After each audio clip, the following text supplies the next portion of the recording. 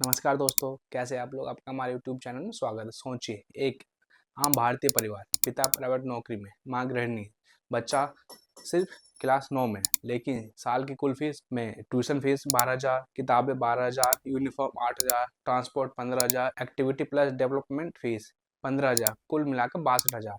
और अगले साल स्कूल का नोटिस आता है, फीस रिवाइज बाय 18%। यहीं से सवाल उठता है, क्या शिक्षा अब सिर्फ अमीरों के लिए रह जाएगी? क्या प्राइवेट स्कूलों की फीस पर कोई लगाम नहीं? क्या सरकार कब तक चुप रहेगी? और इसी सवाल के जवाब है प्राइवेट स्कूलों की फीस पर नया कानून। समस्या की जड़, प्राइवेट शिक्षा कैसे बिजनेस बन गई? भारत में शिक्षा को संविधान ने समाज सेवा माना, लेकिन 1990 के बाद जैसे जैसे मिडिल क्लास बढ़ा, सरकारी स्कूल कमजोर पड़े, इंग्लिश मीडियम की मांग में इजाफा हुआ, वैसे वैसे प्राइवेट स्कूल एजुकेशन इंडस्ट्री बनते चले गए। धीरे धीरे क्या हुआ, फीस हर साल 10 से 30% इजाफा होने लगी, बिना सुविधा बढ़ाए गए चार्ज जुड़ते गए, किताबें ड्रेस पर स्कूल का कमीशन, नॉन रिफंडेबल फीस का नियम। आज पेरेंट्स उनके पास विकल्प ही नहीं बचा। कोरोना काल, जब आग में भी घी पड़ा, 2020 से 2021 का दौर याद कीजिए। स्कूल बंद, क्लास ऑनलाइन, बसें नहीं चली, लैब नहीं खुली, फिर भी पूरी ट्रांसपोर्ट फीस, पूरी एक्टिविटी फीस, एनुअल चार्जेस।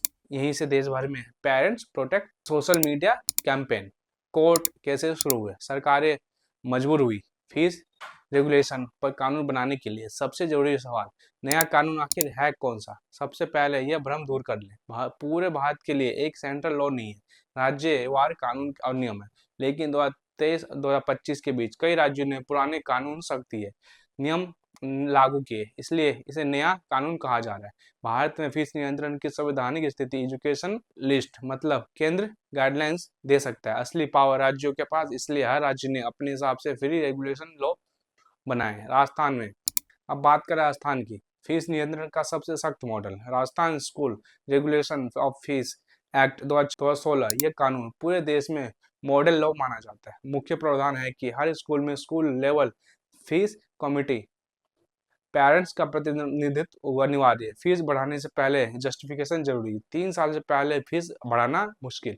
गैर कानूनी क्या है? मनमानी बढ़ोतरी, बिना कमेटी अप्रूवल फीस रिवीजन, सजा 10 साल तक का जुर्माना, मान्यता रद्द। दिल्ली की बात करें तो कानून प्लस कोर्ट का डंडा, दिल्ली में फीस विवाद सबसे ज्यादा हाई प्रोफाइल है। लागू नियम, Delhi school education act, high court के निर्देश, स्कूल को क्या दिखाना होता है, इनकम एक्सपेंडिचर स्टेटमेंट, सरप्लस का उपयोग। दिल्ली हाई कोर्ट ने साफ कहा, स्कूल सरप्लस कमा सकता है, मुनाफा नहीं। अब हम बात करते हैं कि यूपी यानी उत्तर प्रदेश में फीस को लेकर क्या कानून है। 2018 का फीस नियंत्रण कानून, UP self financed independent school act 2018, fees regulatory committee, हर फीस बढ़ोतरी का कारण बताना, पेरेंट्स की शिकायत का अधिकार। यह कानून 2023 के बाद ज्यादा सख्ती से लागू हुआ। अन्य राज्य जैसे हरियाणा, गुजरात, महाराष्ट्र, एमपी, इन राज्यों में annual hike limit, extra charges पर रोक, पेरेंट्स ग्रीवेंस सिस्टम, कुछ राज्यों में ये रूल्स प्लस नोटिफिकेशन से लागू है। फीस कितनी बढ़ सकती है, लेकिन एग्जैक्ट लिमिट राज्य तय करता है, लेकिन आम ट्रेंड 5 से 10% पर ईयर है। वो भी तब जब टीचर सैलरी बढ़ी हो, इंफ्रास्ट्रक्चर अपग्रेड हो। कारण 15 से 20% इलीगल। अब कोई भी फीस अवैध मानी जा रही है। एडमिशन फीस हर साल, development fees, first book and uniform sale, online classes में ट्रांसफर फीस, एक्टिविटी फीस बिना सुविधा। पेरेंट्स के अधिकार पहले से ज़्यादा मजबूत। अब माता पिता कमेटी का हिस्सा शिकायत कर सकते हैं, फाइनेंशियल डिटेल्स मांग सकते हैं। शिकायतें कहाँ कर सकते हैं? School fees committee, district education officer DM3, state education portal, high court. Last option, school क्यों नाराज है? प्राइवेट स्कूल कहते हैं कि टीचर सैलरी 7th पे से जुड़ी है, इलेक्ट्रिसिटी टेक्नोलॉजी कॉस्ट में इजाफा हुआ है, गवर्नमेंट इंटरफेरेंस में इजाफा हुआ। उनका तर्क क्या है? फीस कैप बराबर क्वालिटी कंप्रोमाइजेस।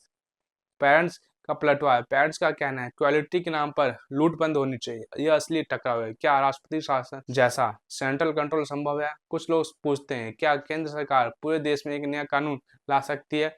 टेक्निकली गाइडलाइंस ला सकती है, डायरेक्ट कंट्रोल मुश्किल है, लेकिन प्रेशर बढ़ा रहा है। आने वाला भविष्य क्या बदल सकता है? All India fees framework, digital audit of school, parents voting rights, fixed high slabs, education अब पॉलिटिकल एजेंडा बन चुका है। निष्कर्ष यह है कि राहत या सिर्फ शुरुआत, फीस पर लगाम अब हकीकत है, लेकिन पूरी आज़ादी अभी नहीं यह कानून पेरेंट्स को आवाज़ देता है, स्कूल को जवाबदेह बनाते हैं, एजुकेशन को बिजनेस बनने से रोकने की कोशिश है। यह लड़ाई अभी खत्म नहीं हुई है, लेकिन दिशा सही है। अगर आपको ये आज का मेरा टॉपिक अच्छा लगा हो तो प्लीज़ लाइक करें, शेयर करें, कमेंट करना ना भूलें। धन्यवाद।